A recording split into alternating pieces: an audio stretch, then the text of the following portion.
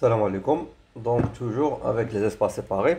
Donc on s'est arrêté dans la vidéo précédente sur le constat que par exemple dans R, quand on calcule, bien sûr quand on vérifie plutôt qu'un point dans R est un point limite d'un ensemble A, on a vérifié qu'il ne satisfait pas uniquement la condition qu'il va intersecter le A moins X sur un point bien sûr qui est différent de X, mais il l'intersecte sur une infinité de points. D'accord? Rappelons que quand on a fait par exemple, l'exemple on va considérer le 0,1, ça c'est le A. Et j'ai dit que pour x égale à 0, c'est un point limite. Pourquoi? Parce qu'à chaque fois que tu vas prendre un intervalle moins epsilon plus epsilon, tu vas intersecter A. Donc en fait, on remarque que bien sûr, il intersecte A, pas dans un seul point, mais dans une infinité de points. Et ça sera le cas pour à chaque fois que tu considères bien sûr n'importe quel A et n'importe quel point limite de A, ou bien n'importe quel point limite qui est candidat de A. On va toujours trouver que leur intersection va toujours avoir une infinité de points. Et comme j'ai dit, ça, c'est pas vrai pour tous les espaces topologiques, mais c'est vrai pour les espaces topologiques, pas forcément qu'ils sont séparés, mais au moins s'ils satisfont le premier axiome, ou bien l'axiome T1, qui nous dit que tout singleton est fermé. Donc du coup, je vais mettre ça sous la forme d'un théorème. Alors, qu'est-ce qu'il dit ce théorème? C'est que si X est un espace qui satisfait T1, donc on va dire X est un espace topologique satisfaisant l'axiome T1, et on prend A, une partie de X, et un point X dans X. Donc en fait, X est un point limite, ou bien un point, je vais dire un point APA pour un point d'accumulation, si et seulement si n'importe quel voisinage que tu prends de X, il va intersecter A, pas forcément A moins X, mais A, sur une infinité de points. C'est-à-dire que l'intersection de V de X avec A est un ensemble infini. Et voilà, on va dire est infini. C'est-à-dire il contient une infinité de points. Donc du coup, on va démontrer bien sûr ça. On va montrer la première implication. Donc si j'appelle ça le 1, ça c'est le 2. Donc bien sûr, on montre le 1 implique 2. Et donc, bon, la première, j'ai commencé par le fait de dire que c'est un point limite. Donc voilà, donc du coup, ça on commence par 2 implique 1, c'est plus simple, mais bon, on va commencer par 1 implique 2, c'est pas grave. Donc x, on va dire A, et on fait partie de A, ou bien x est un point limite de A, et un point d'accumulation de A, et on va montrer bien sûr qu'il va intersecter A dans une infinité de points. Donc on va supposer, bien sûr, on va faire une démonstration par l'absurde. Alors supposons que il existe un V de x tel que quand l'intersection de V de x avec A est finie, c'est-à-dire il contient un nombre fini de points, on peut les appeler par exemple x1, x2 jusqu'à xn. Donc ça c'est l'hypothèse et on va montrer bien sûr que ça c'est absurde. Donc voilà, donc on a un voisinage de x qui intersecte A sur un nombre fini de points. Donc très bien. Donc si je considère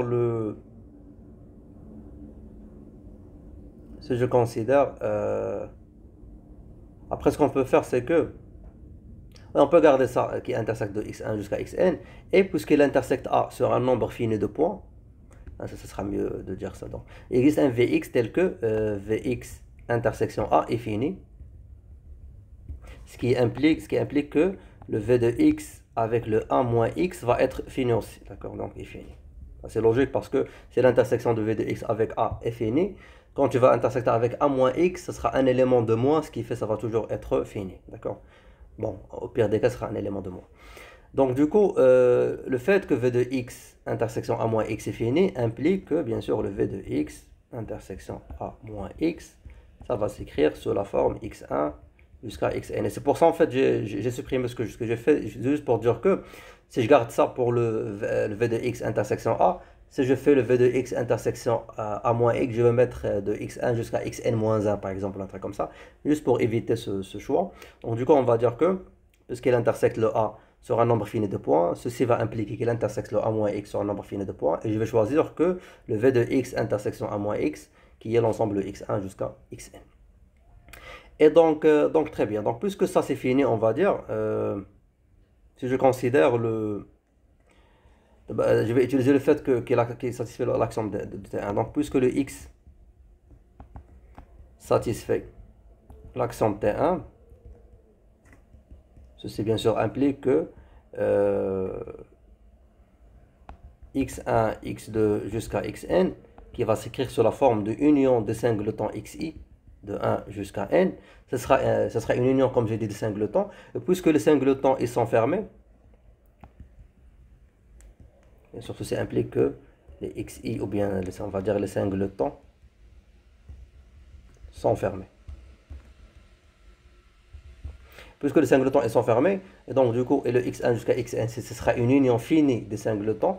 Et donc du coup, on sait très bien que dans la topologie, union finie des fermés, c'est fermé. Ce qui fait, ça va impliquer que le x1 jusqu'à xn est fermé. Et donc très bien, donc jusqu'à maintenant, c'est bien. Puisque le x1 jusqu'à xn est fermé, ceci bien sûr implique que son complément est ouvert. Donc le x moins x1, x2 jusqu'à xn est ouvert. Donc très bien. Et dans ce cas-là,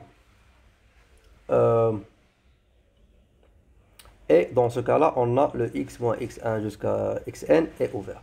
Et donc ça, c'est bien sûr le x appartient à, on va dire que, on sait que le petit x, bien sûr, il va appartenir à x moins x1 jusqu'à xn. Pourquoi? Parce que le x1 jusqu'à xn, ils sont l'intersection de v de x avec a moins x. C'est-à-dire que le x, elle est exclue du a. Ce qui fait pour qu'il soit dans l'intersection, il doit pas appartenir à v de x. On va dire, il doit pas appartenir au point x1 jusqu'à xn parce qu'il est exclu en fait du a.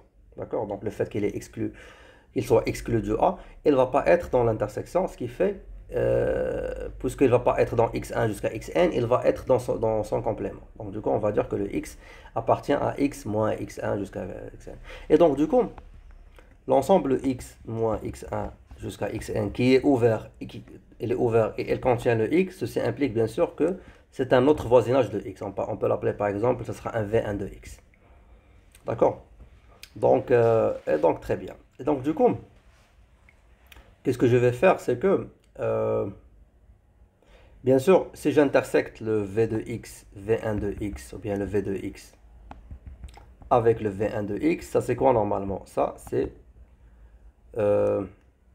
pardon, si j'intersecte, je m'excuse, si j'intersecte le x1 jusqu'à xn avec son complément, bien sûr, ça va être l'ensemble vide. L'intersection d'un ensemble avec son complément, c'est vide. Et ce que je peux voir, c'est que ce x1 jusqu'à xn, par définition, c'était quoi? C'était le v de x, intersection a moins x, intersection, donc ça c'est le x1 jusqu'à xn, c'est cette partie-là, d'accord? Et cette x moins x1 jusqu'à xn, donc c'est l'ouvert v1 de x qu'on a défini, donc on va dire ça c'est intersection, un v1 de x qui est égal à l'ensemble vide. Donc très bien.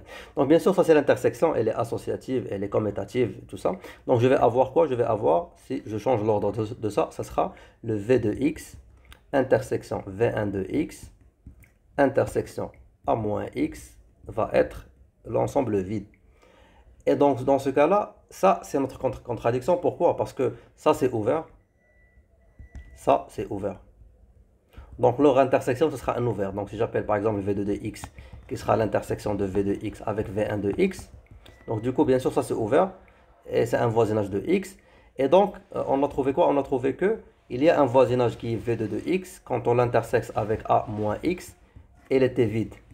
L'intersection, c'est vide. Ceci bien sûr implique quoi? Que le x ne peut pas être un point limite. Parce que s'il était un point limite, tout voisinage de x, donc pour tous les voisinages de x, pour tous les ouverts quand on a x, ils vont intersecter leur a moins x. Mais particulièrement pour ce v2 de x, qui est tout simplement l'intersection de v de x qui nous a donné les points qui sont finis, avec le V1 de x qui est le complément de ces points, d'accord, le x moins x1 jusqu'à xn, qui est bien sûr un voisinage de x. Donc les deux, l'intersection des deux va être vide parce ils sont des compléments. Ceci implique que finalement le V2 de x va être un autre ouvert qui n'intersecte pas le A. D'accord? Donc, du coup, un A moins x. Donc, quand on fait l'intersection avec moins x, il nous a donné l'ensemble vide. Et bien sûr, ceci implique que x ne peut pas, on va dire ça, c'est contradiction. Car bien sûr, on a supposé que x est un point limite.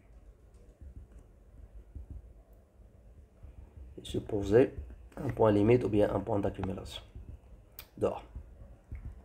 Donc bien sûr, ça c'est la première. Comme on a vu, c'est pas aussi simple ce truc. Bon, il n'est pas quand même compliqué, mais voilà. Donc il suffit juste de manipuler bien sûr les ouverts et les fermés et penser bien sûr à dire que finalement les compléments des fermés sont des ouverts et le fait que les finis,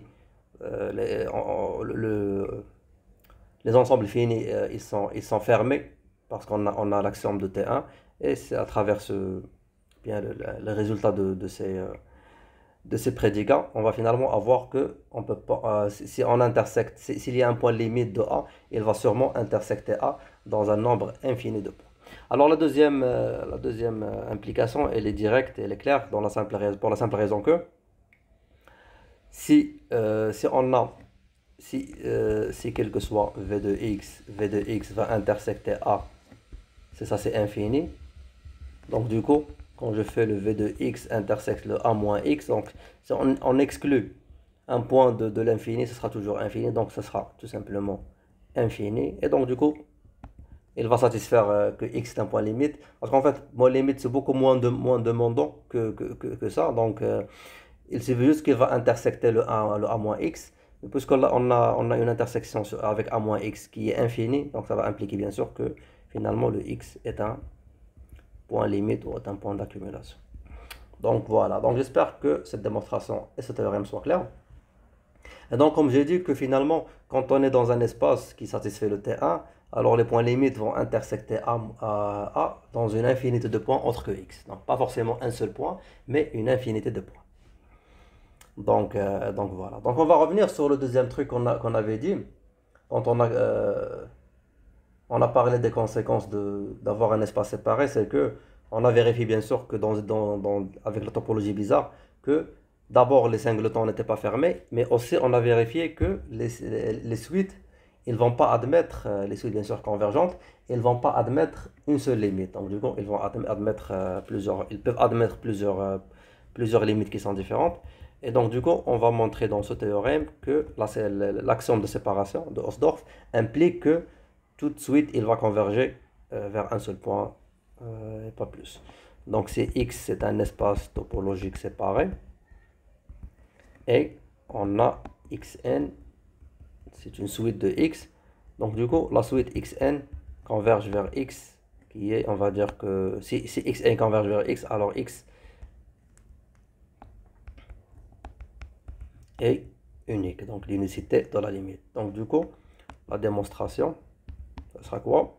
Ce qu'on va faire, c'est que, bon, supposons on a bien sûr une suite xn qui converge vers x, et on prend un y qui est différent de x. Donc on va prendre un y dans x tel que y différent de x. Alors par définition, bien sûr, de la convergence, donc du coup, puisque le xn converge vers x, ceci implique que n'importe quel voisinage de x, il existe un n dans n, tel que il y a une infinité de termes, quel que soit n supérieur à n, des xn qui appartiennent au voisinage de x. Donc ça c'est la définition de convergence au sens topologique.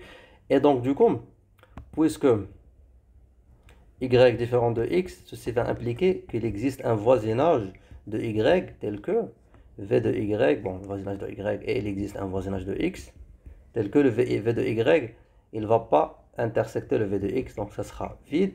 Et donc du coup, il y a un voisinage de x qui ne contient pas, on va dire, le y. Ce qui fait, il y a un voisinage, on va dire qu'il existe, pardon, il existe un voisinage de y qui ne contient pas le x. D'accord? Et bien sûr, s'il ne va pas Non, pardon. Il existe un voisinage de, voilà, de y qui ne contient pas le x. Et donc, du coup, s'il ne contient pas le x, il ne va pas contenir tous les points xn, bien sûr, qu'on a dit qu'ils vont faire partie de tous les voisinages de x. Donc, je pense que je m'arrête là. On se voit dans la vidéo prochaine, Inch'Allah, pour continuer.